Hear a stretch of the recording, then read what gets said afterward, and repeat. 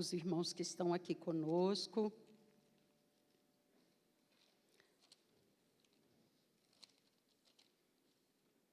Olha, nós estamos aí com uma série maravilhosa, Grandes Perguntas, o título, o nome aí da nossa série, Grandes Perguntas.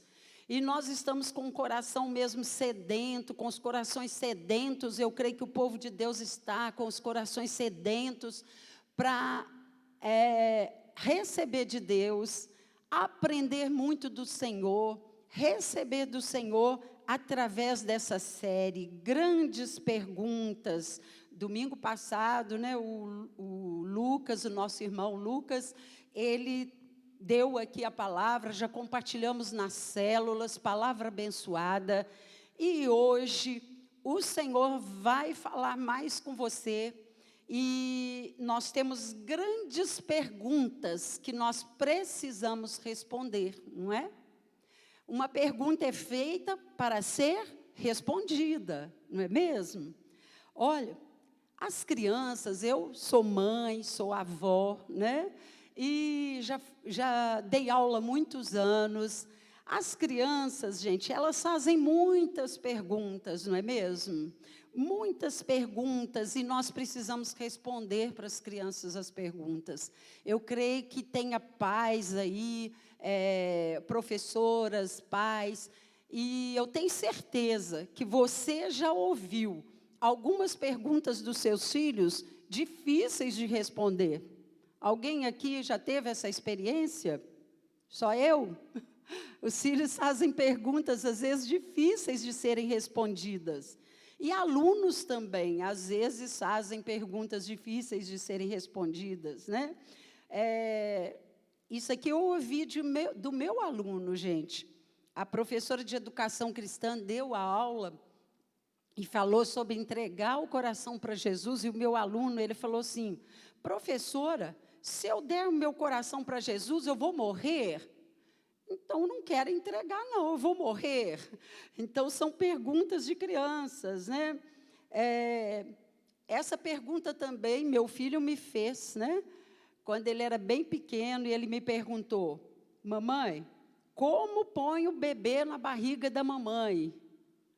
Então, nós temos que estar preparados para dar respostas aos nossos filhos, às crianças, né? Mamãe, Deus está morto, né? Porque Ele mora no céu. E quem vai para o céu é porque morreu.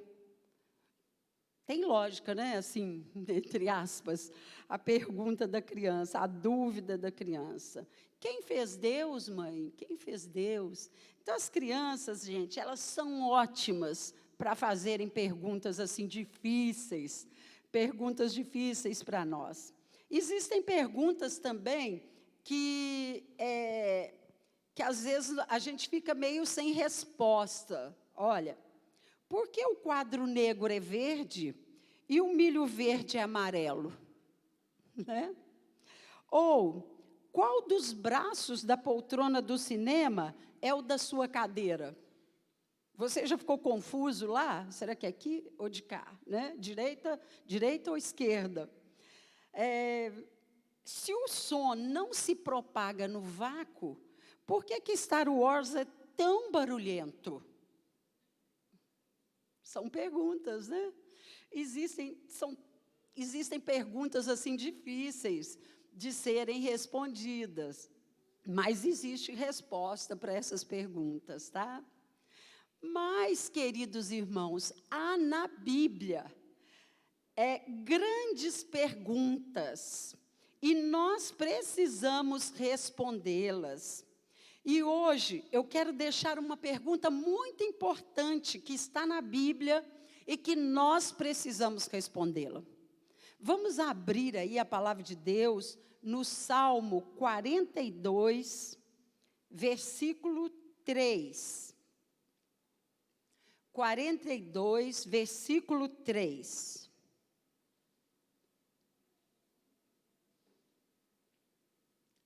Diz assim: minhas lágrimas têm sido o meu alimento de dia e de noite, pois me perguntam o tempo todo: Onde está o seu Deus?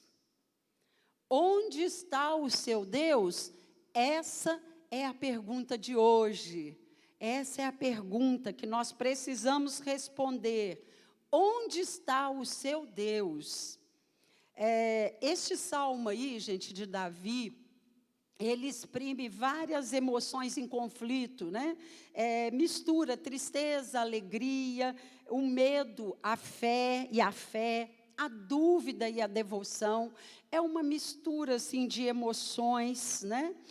E o salmista Davi, gente, ele estava passando por uma longa provação espiritual, uma calamidade após outra.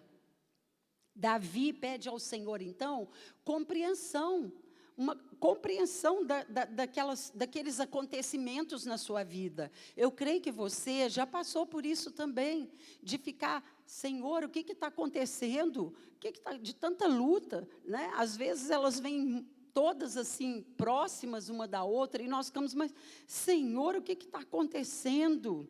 E Davi, então, ele pede ao Senhor compreensão dessas lutas. Ele conversa consigo mesmo, com a sua alma, examinando o seu próprio íntimo, que ele fala, por que está abatido, ó minha alma? Por que estás abatido, ó minha alma? Ele pergunta para si mesmo, conversa com a alma dele. Ele estava abatido, e quando os inimigos o viram assim, gente, sabe o que acontece? Eles aproveitaram para tentá-lo e para batê-lo mais ainda, perguntando para ele, né, onde está o seu Deus, Davi? E ele sentiu seu íntimo esmagado, Davi sentiu seu íntimo esmagado. Davi, então, ele começa a relembrar relembra aí a comunhão com Deus lá no passado, e ele recorda o que Deus já havia feito na vida dele, e ele poderia até estar pensando, né, gente, naquele dia da volta da arca para Jerusalém, quando Davi dançou na presença de Deus, e o resultado dessas lembranças, aí no versículo 11 do Salmo, que nós não lemos todo o Salmo, depois leiam este Salmo, o 43 também, que é uma continuidade aí. Então, no versículo 11, ele reconhece que, apesar de tudo aquilo que ele estava passando, ele não tinha motivos de queixa. Ele não tinha motivo de queixas, pois Deus estava dirigindo tudo para o seu bem. Nós vemos aí no versículo 11, ele diz assim, põe a sua esperança em Deus. Ele falou para ele mesmo ali, né? Põe a sua esperança em Deus. Fale para você aí também, fale para você também, põe a sua esperança em Deus, ó Clausir. Põe a sua esperança em Deus, ó Davi. E ele falou para si mesmo, ele entendeu que, ele reconheceu que, apesar de todas as lutas, tudo Deus estava fazendo aquilo para o seu bem. E os inimigos, gente, ao ver a situação de Davi, eles perguntaram, onde está o seu Deus? No sentido de acusá-lo, de desafiar a fé de Davi. E Davi conhecia a palavra de Deus. Davi conhecia o Deus, o nosso Deus, o Senhor. E por isso, ele entendeu que ele não tinha motivos de queixas. Tudo que Deus estava fazendo era para o seu bem. Quem conhece a palavra de Deus, queridos, quem conhece a palavra de Deus, entende o que está escrito em Romanos 8, 28, que diz assim, olha, sabemos que Deus age em todas as coisas para o bem daqueles que o amam, dos que foram chamados de acordo com o seu propósito. Mesmo, gente, que no momento das lutas, das batalhas, a nossa mente não consiga entender, eu já passei por isso, eu creio que você também, eu creio que você também já passou por isso. A gente não entende na mente o que está acontecendo, mas quem conhece a palavra de Deus, sabe e crê que tudo é para o nosso bem. Mesmo as coisas difíceis, tudo é para o nosso bem. Todas as coisas cooperam para o bem daqueles que amam a Deus. Então, quem conhece a palavra de Deus está firmado nessa palavra, né? Na palavra do Senhor. Mas a falta de conhecimento da palavra de Deus, queridos, leva as pessoas a nos perguntarem, nas horas difíceis, onde está o seu Deus? Onde está o seu Deus? Foi o que fizeram com Davi. Isso é falta de conhecimento de Deus, falta de conhecimento da palavra de Deus. E então eles perguntam, onde está o seu Deus? Você não é cristão? E agora? Você não é crente? Por que você ficou doente? Você não é crente? Por que você age assim? Por que está acontecendo isso com você? Você é cristão? Por que está acontecendo? Mas o cristão, aquele que conhece a palavra de Deus, sabe que todas as coisas cooperam para o bem daqueles que amam a Deus, aqueles que o Senhor permite para que nós possamos avançar, crescer, amadurecer, para trabalhar no nosso caráter, na nossa vida. Gente, e nós precisamos dar uma resposta a essas pessoas que perguntam, onde está o seu Deus? Que respostas eu e você temos dado a essas pessoas, a essa pergunta? Que resposta nós temos dado a essa pergunta? Onde está o seu Deus? Que resposta você e eu temos dado? E sabe onde está a resposta, queridos? A resposta está nas nossas reações, a resposta está nas nossas atitudes. É aí que está a resposta dessa pergunta. Onde está o seu Deus? Está nas suas reações e nas suas atitudes. E eu quero compartilhar com vocês algumas situações que levam as pessoas a nos perguntarem, onde está o seu Deus? Olha, primeiro, nas aflições. A maneira como reagimos às aflições, gente, levam as pessoas que não conhecem a palavra de Deus a nos perguntarem, onde está o seu Deus? E, além do Salmo 42, 3, eu gostaria que lêssemos Atos 6, nós vamos ler Atos, capítulo 6.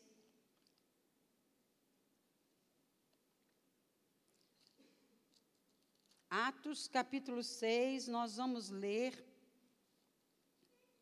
até do versículo 8 ao 15, 6 do 8 ao 15, depois 7 do 54 a 60. E diz assim, Estevão, um homem cheio da graça e do poder de Deus, realizava grandes maravilhas e sinais entre o povo.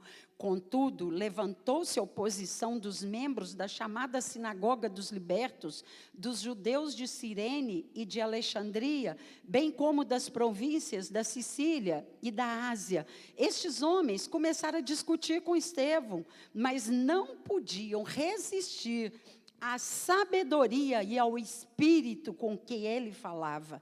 Então, subornaram alguns homens para dizerem, ouvimos Estevão falar palavras blasfemas contra Moisés e contra Deus. E com isso agitaram o povo, os líderes religiosos e os mestres da lei. E, prendendo Estevão, levaram-no ao sinédrio. Ali apresentaram falsas testemunhas que diziam, este homem não para de falar contra este lugar santo e contra a lei. Pois o ouvimos dizer que esse Jesus, o Nazareno, destruirá este lugar e mudará os costumes que Moisés nos deixou. Olhando para ele, todos os que estavam sentados no sinédrio viram que o seu rosto parecia o rosto de um anjo. Capítulo 7, nós vamos ler agora do 54 em diante. Ouvindo isso, ficaram furiosos, rangeram os dentes contra ele. Mas Estevão, cheio do Espírito Santo, levantou os olhos para o céu e viu a glória de Deus, e Jesus em pé, à direita de Deus, e disse: vejo os céus abertos e o Filho do Homem em pé, à direita de Deus. Mas eles taparam os ouvidos e, dando fortes gritos, lançaram-se todos juntos contra ele, arrastaram-no para fora da cidade e começaram a apedrejá-lo. As testemunhas deixaram seus mantos aos pés de um jovem chamado Saulo. Enquanto apedrejavam Estevão, este orava: Senhor Jesus, recebe o meu espírito. Então caiu de joelhos e bradou: Senhor, não os consideres culpados deste pecado. E tendo dito isso, adormeceu. E Estevão, então, morreu ali apedrejado, né? Então, nós vemos aqui, gente, alguém que passou por perseguição, passou por traição, passou por acusação, mas através da sua reação, ele mostrou onde estava o seu Deus. Né? Estevão mostrou onde estava o seu Deus. Ele deu resposta àquelas pessoas através das suas reações. Nós damos respostas às pessoas através das nossas reações quando estivermos passando por lutas, por batalhas, por dificuldades em qualquer área. E olha as reações de Estevão, gente. Ele estava firme no Senhor, ninguém conseguia estar acima dele.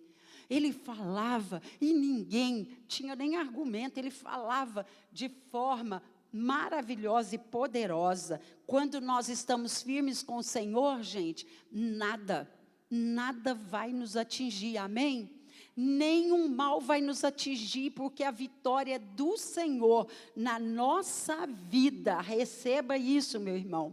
Depois, o 7:54 diz que eles rilhavam os dentes contra Estevão, enquanto Estevão falava. Enquanto Estevão falava, eles rilhavam os dentes. Ele foi fiel ao Senhor, e isso causou ódio no inimigo. Quando nós somos fiéis ao Senhor, gente, quando nós somos fiéis, nós provocamos, às vezes, ódio no inimigo, aquele que veio para matar, roubar e destruir, né? Mas nós sabemos que a fidelidade ao Senhor, a vitória é certa.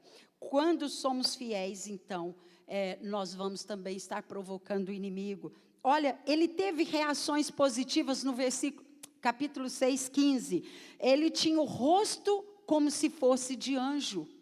O rosto dele era como de um anjo, passando por tudo aquilo, gente. Leiam em Atos, o Espírito Santo, ele fala conosco aí, é tremenda essa passagem. Então, o rosto dele era como se fosse de anjo, ele estava ali no sinédrio, né, sendo acusado, atacado. E nós precisamos, queridos, ter cuidado, ter reações positivas diante das aflições.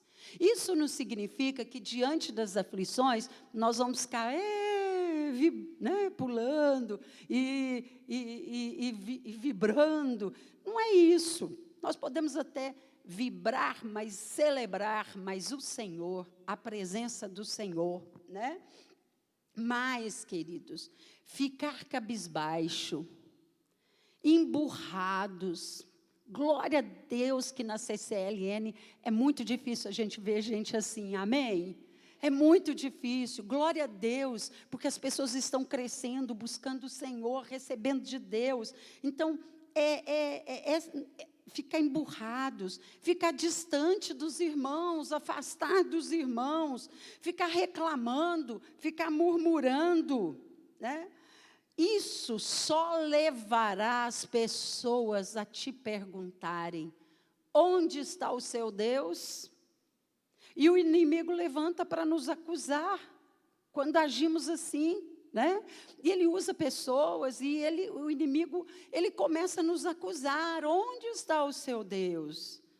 Você não é cristão, você não é crente, está emburrado, está distante dos irmãos, está chateado, magoado, cheio de feridas. Então, queridos, olha, nós precisamos ter reações positivas diante das lutas, assim como Estevão. O rosto dele era como o rosto de anjo. Ele permaneceu fiel, ele permaneceu firme ali. Outra situação que pode levar as pessoas a nos perguntarem, gente, onde está o nosso Deus, onde está o seu Deus, sabe qual que é? São as decisões e escolhas que fazemos. As decisões e escolhas que fazemos, elas podem levar as pessoas a nos perguntarem: onde está o seu Deus? Onde está o seu Deus?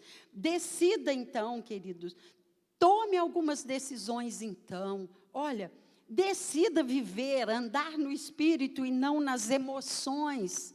Quando nós andamos nas emoções, gente, a gente fica que nem bebê, nós queremos só receber, nós queremos ser amados, nós queremos atenção das pessoas, nós queremos reconhecimento pelo que fazemos, nós queremos ser reconhecidos. Isso é andar nas emoções. E nós precisamos andar no Espírito. Amém? Andar no Espírito e não nas nossas emoções. Porque quando nós andamos no Espírito, nós não estamos preocupados em receber, mas nós nos preocupamos em dar, em abençoar, em amar, em ajudar, não é assim? Então, vamos decidir viver no Espírito e não nas emoções. Andar nas emoções, gente, nos leva a viver uma vida de altos e baixos. Um dia a gente está ótimo espiritualmente, o outro dia nós estamos lá embaixo espiritualmente. Um dia nós amamos todo mundo, outro dia a gente está com raiva de todo mundo, né? Então, isso aí, gente, é andar nas emoções. E isso leva as pessoas a perguntarem para nós: onde está o seu Deus? Onde está o seu Deus no sentido de acusação? Mas em nome de Jesus, nós não queremos acusação na nossa vida, amém? Não queremos acusação na nossa vida, por isso, nós vamos andar no Espírito. Andar nas emoções também, queridos, é ter fé circunstancial, né? Um dia você é firme, outro dia você está lá embaixo. Quando as lutas chegam, as batalhas chegam, você começa a duvidar de Deus, né? Começa a duvidar das promessas de Deus. E nós começamos a nos distanciar de Deus. A gente já não ora mais, a gente já não lê Bíblia mais, a gente não adora mais o Senhor. Então, isso é andar na alma. Andar no Espírito é andar pela fé, não pelo que vemos ou sentimos. É andar pela fé e não pelo que a gente está vendo ou aquilo que a gente está sentindo, mas é crendo na palavra, no poder do Senhor. É andar no descanso do Senhor, é andar no descanso de Deus. Decida também, queridos, decida perdoar. Estevão aí, diante de tudo aquilo que estava acontecendo com ele perdoou e ainda pediu perdão por eles. Ofereça perdão, mesmo que a pessoa não se arrependa.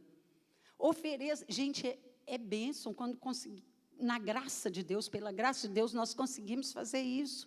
É bênção, né? Então, não espere arrependimento da pessoa para perdoar. Nem todos, gente, vão ser ou fazer o que nós queremos. Nem todos vão pensar, vão falar e vão agir como na forma que nós queremos, do nosso jeito. Nós precisamos perdoar e amar as pessoas, mesmo assim. A falta de perdão nos amarra ao passado. Sabe? Ela nos amarra ao passado e nós não conseguimos viver o presente, aquilo que Deus tem para nós hoje. Então, libere o perdão. Não fique preso no passado, mas libere o perdão. E você vai viver um presente, um hoje, né? Um hoje, na presença do Senhor, na graça dEle. E não tem nada maior, melhor do que estar na presença do Senhor. E ainda por cima, né, gente, ficar preso ao passado, não perdoar, traz doenças físicas, psíquicas e ainda abre portas para a ação maligna na nossa vida. Decida também, querido, falar não para o pecado. Decida falar não para o pecado. Nós somos chamados para sermos sal e luz. Deus nos chamou, Deus te chamou para ser sal e luz neste mundo, tá? E nós, gente, Ele nos chamou também para sermos influenciadores nesse mundo. E só venceremos o pecado, queridos, se nós andarmos na luz que é Cristo. Só venceremos o pecado, conseguiremos falar não para ele, se nós andarmos na luz, que é Jesus, porque ele venceu o pecado por nós na cruz. Para vencer o pecado, nós precisamos andar em santidade. E a santidade, gente, ela vem pelo relacionamento com Deus. Através da intimidade com Deus, com relacionamento com Deus. Agora, a santidade não é isolamento do pecador. Não é eu me isolar do pecador, aí eu vou ser santo, né? Eu tenho que fugir, eu tenho que afastar dos pecadores. Não é isso, mas é a capacidade de não me contaminar com o pecado do pecador. Entenderam? Como diz o pastor Drummond Lacerda, né? E santidade não é isolamento do pecador, mas é a capacidade de não me contaminar com o pecado. É ser capaz de salgá-lo na verdade do Evangelho. É salgar esse mundo, a vida das pessoas com a verdade da palavra de Deus, do Evangelho. O santo, gente, ele não é influenciado, ele é o influenciador. Quando eu estou sendo influenciada pelo pecador, tem algo errado na minha vida. Porque o santo, quer dizer, o separado por Deus, nós somos separados por Deus. Nós não podemos ser influenciados, mas nós devemos ser influenciadores. O pecado na vida do cristão é um grande motivo para as pessoas perguntarem: onde está o seu Deus, fulano? Né? Às vezes, as pessoas praticam até pior do que nós, coisas piores, mas eles vão fazer essa pergunta: onde está o seu Deus? Decida também, querido, investir nos relacionamentos familiares, no trabalho, nas amizades. Como que nós vamos investir nos relacionamentos? Reconhecendo o valor das pessoas. Reconheça o valor das pessoas lá na sua célula. Reconheça o valor das pessoas lá no seu trabalho. Reconheça o valor das pessoas lá na sua casa, de cada um. Como são preciosos a nossa família, como é preciosa a nossa família, como é precioso os irmãos, ter esse relacionamento de igreja em Cristo Jesus, de corpo de Cristo, como é maravilhoso isso, e nós precisamos investir nos relacionamentos, reconhecendo o valor deles, encorajando as pessoas e tendo compaixão pelas pessoas, amém? Outra situação que somos observados e que as pessoas podem perguntar: onde está o seu Deus? Primeiro nós vimos nas aflições, depois nós vimos nas decisões e escolhas, e agora nós vamos ver no caráter. No caráter. É uma situação que nós somos observados e as pessoas podem nos perguntar: onde está o seu Deus? Olha, Estevão diz aí que ele era um homem de bom testemunho. Bom testemunho significa boa reputação, bom testemunho. Cheio do Espírito Santo e de sabedoria. É o caráter, queridos, que define a imagem que nós apresentamos às pessoas, que nós apresentamos aos outros. E isso é que define, é o caráter que vai definir a imagem que nós apresentamos. E a imagem que nós devemos apresentar aos outros, queridos, é a imagem e semelhança do Senhor Jesus. É a imagem, né, e semelhança do Senhor Jesus que nós devemos apresentar aos outros. Entenderam? Olha, e não é imagem física, tá? Mas aqui está falando da imagem do caráter de Jesus, do caráter. O desejo do nosso coração, gente, deve ser fazer de tudo, fazer tudo o que Jesus fez. Esse deve ser o desejo do nosso coração. Nós temos que ir para o nosso TSD, que é o tempo a sós com Deus, e falarmos lá: Senhor, eu quero agir como o Senhor agiu, eu quero falar como o Senhor falou, eu quero pensar como o Senhor pensou. Gente, é uma batalha. Se nós não clamarmos a Deus, na presença de Deus, a vida fica muito difícil. Mas nós vamos clamando ao Senhor por isso, e o Senhor vai nos transformando pela sua graça. O nosso caráter, queridos, são os nossos hábitos. Nosso caráter são nossos hábitos. O nosso caráter, ele precisa ser transformado. Deus transforma o nosso caráter. Deus trabalha no nosso caráter, Deus transforma o nosso caráter, mas nós precisamos nos esforçar para desenvolver o nosso caráter naquelas áreas que nós temos dificuldade. Qual a área de dificuldade, né, no meu caráter, no seu caráter? Então, vamos nos esforçar, pedir ao Senhor, mas também nos esforçarmos, vamos nos esforçarmos, né? Para desenvolver, para melhorar, para que o nosso caráter seja um caráter de Cristo, para que tenhamos o caráter de Cristo. Olha, gente, quando o nosso caráter se revela, isso é sério, sabe quando o nosso caráter se revela, queridos? Ele se revela por meio daquilo que nós fazemos quando ninguém vê. A pessoa de caráter, né, um caráter abençoado, a imagem de Deus, o que ele faz diante das pessoas, quando está sendo observado, ele faz também quando ele não está sendo observado.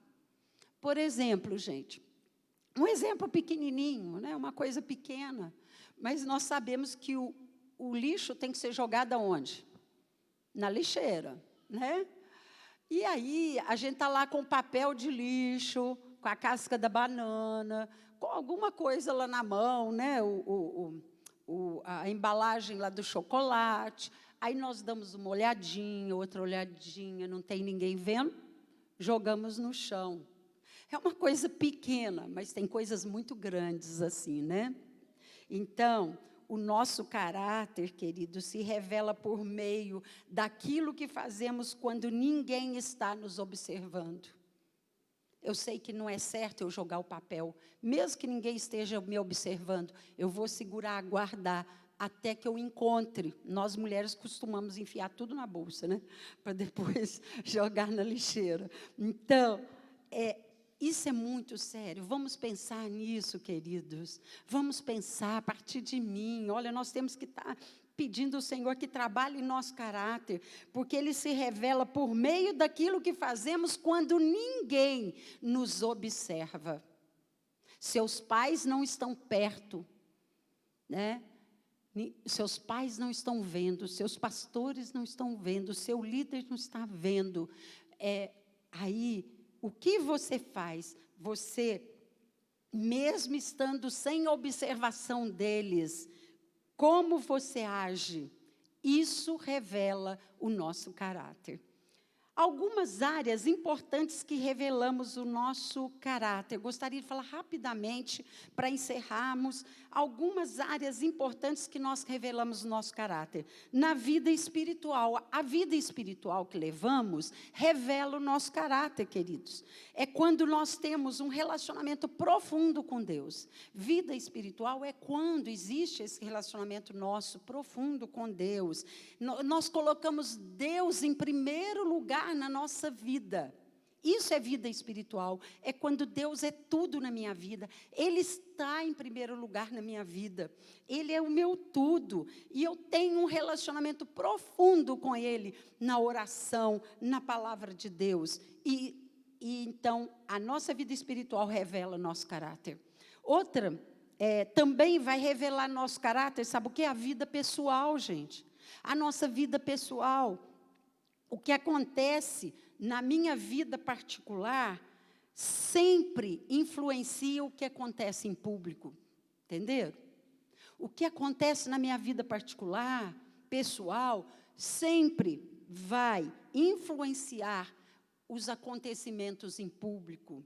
Se houver muitas coisas negativas acontecendo na nossa vida particular, na nossa vida pessoal, queridos, nós não seremos nem capazes de ministrar com eficácia a vida de outras pessoas. Nós não conseguiremos, edificar a vida das pessoas,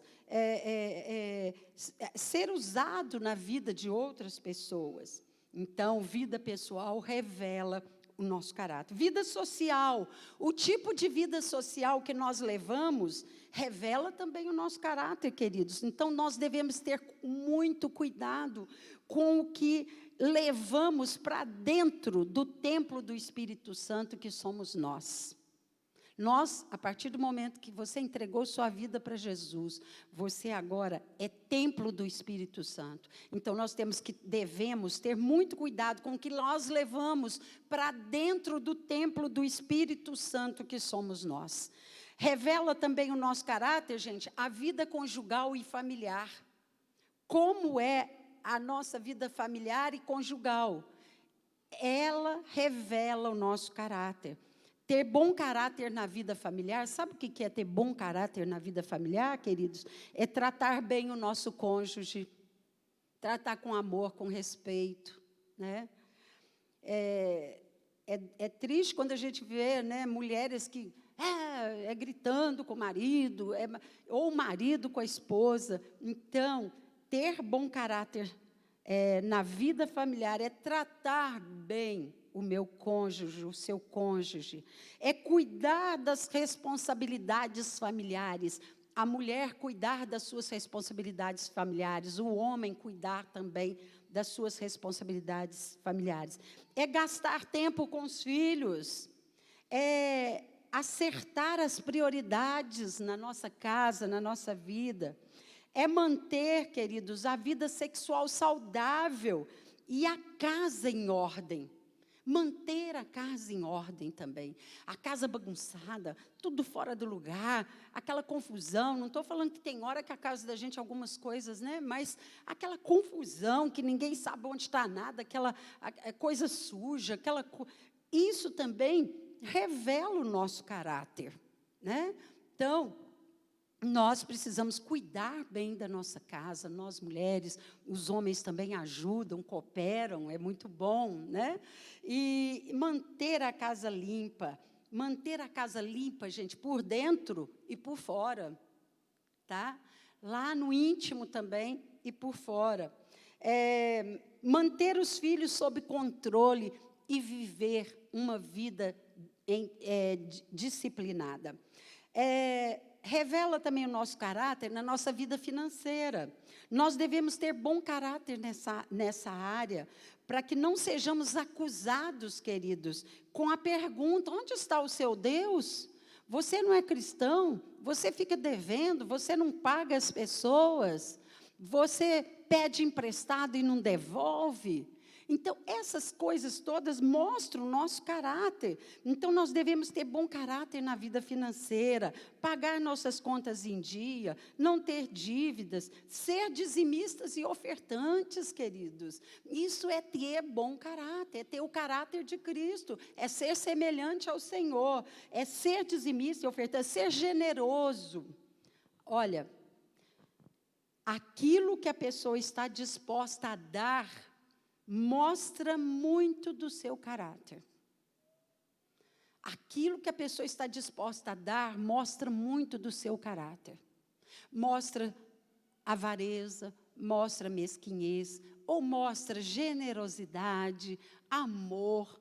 Então, vamos pensar sobre isso. O falar também revela o nosso caráter. Dizer a verdade em todas as circunstâncias, queridos, é um grande desafio. Né? Dizer a verdade em todas as circunstâncias é um grande desafio, mas nós devemos falar sempre a verdade. Marido e mulher, falem sempre a verdade, porque gera desconfiança quando descobre uma mentira, um engano, às vezes, mesmo que gere algum conflito ali, mas é importante que se fale a verdade. E, por último, integridade. Ser uma pessoa íntegra vai mostrar, vai revelar o nosso caráter. Ser uma pessoa que cumpre a palavra, ser uma pessoa irrepreensível na sua conduta, também revela o nosso caráter. Enfim, nós devemos, queridos, manter uma vida em ordem. Nós devemos manter uma vida em ordem, com boa reputação, com bom testemunho no mundo, tá? E assim, quando nos perguntar onde está o seu Deus, nós vamos ter uma resposta através das nossas reações e através das nossas atitudes. Aí nós vamos ter uma resposta certa. E se por acaso, queridos, nós fraquejarmos, vamos lembrar de tudo aquilo que o Senhor já fez. Vamos lembrar, né, das vitórias que nós já obtivemos. E vamos nos levantar como fez Davi. Davi, um homem segundo o coração de Deus, ele sentiu-se ali fraco, ele ficou questionando a alma dele. Mas Davi relembrou lá os feitos do Senhor. Relembrou o passado, aquilo que Deus fez, e aí Davi se levantou, ele se pôs de pé, vamos dizer assim, e ele disse: ponha a sua esperança em Deus, não fique abatido, minha alma. Então, queridos, se por um acaso você fraquejar, né, lembre de tudo que Deus fez na sua vida. A maior coisa que Ele fez, que é a salvação que Ele te deu em Cristo Jesus. A salvação, né, é a maior bênção que nós podemos receber. E quantas vitórias eu tenho certeza que o Senhor já deu na sua vida. Quantas realizações na sua família, na sua casa, no seu trabalho, na sua vida pessoal.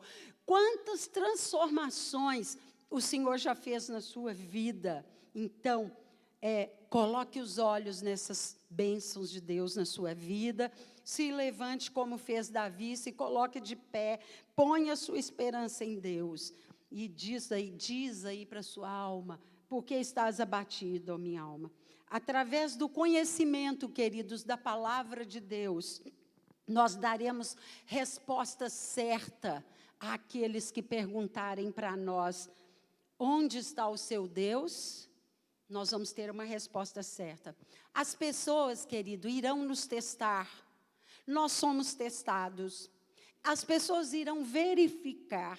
As pessoas irão confirmar a nossa postura cristã em todas essas situações que nós vimos, né? Mas pela graça de Deus, nós daremos respostas que despertarão essas pessoas para terem um encontro com Deus. Amém? Nós vamos dar respostas que elas vão verificar, elas vão investigar, elas vão nos observar, elas vão testar a nossa vida cristã, a nossa postura cristã, mas nós vamos dar a resposta certa pela graça de Deus. A resposta, essa resposta, com a nossa vida, vai encorajar essas pessoas a quererem o nosso Deus, a se entregarem para Jesus também. Elas descobrirão também onde está o nosso Deus. Elas também vão descobrir. Em Atos 6:3 diz que eles escolheram 7 homens para servir, e eram homens de bom testemunho, cheios do Espírito Santo e de sabedoria, tá? E um deles era Estevão. E no versículo 8 diz que ele era um homem cheio de graça, que Estevão era cheio de graça e do poder de Deus. Então, queridos, as qualidades essenciais para que as pessoas vejam onde está o meu Deus, onde está o seu Deus, são essas. Boa reputação, que é bom testemunho. Não é sermos perfeitos, queridos, mas termos um bom testemunho, boa reputação. E sermos cheios do Espírito Santo. Sermos cheios do Espírito Santo e de sabedoria. A sabedoria, nós podemos pedir a Deus, devemos pedir. Lá no nosso TSD, clama a Deus. Senhor, dá-me a sabedoria que vem do Senhor. O nosso Deus é a própria sabedoria. Senhor, dá-me sabedoria. Dá-me sabedoria. Olha, você quer hoje, querido, mudar as suas reações e atitudes? Você quer hoje mudar, né, as suas reações e atitudes? E quer dar uma resposta para o mundo, para as pessoas, para o inimigo, né? Mas dar uma resposta para as pessoas que as despertem para buscarem a Deus, para se entregarem a Deus. Olha, a resposta que nós damos a essa pergunta, poderá levar vidas a Jesus. Vamos ficar de pé, queridos. Vamos ficar de pé.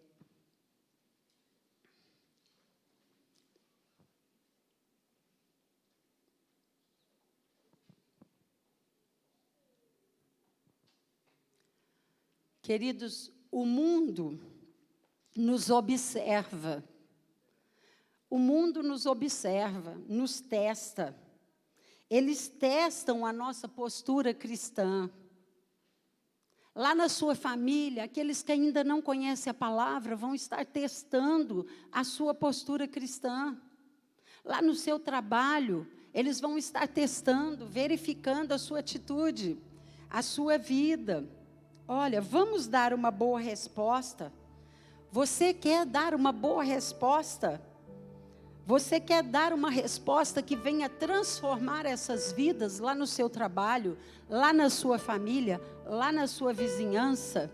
Você quer dar uma resposta que traga mudança na vida dessas pessoas, queridos? Então vamos lembrar, vamos buscar no Senhor uma boa reputação. Na força dEle nós podemos, na graça dEle, nós podemos dar um bom testemunho. Nós podemos buscar o enchimento do Espírito Santo. Vamos estar cheios do Espírito Santo. Vamos buscar sabedoria no Senhor.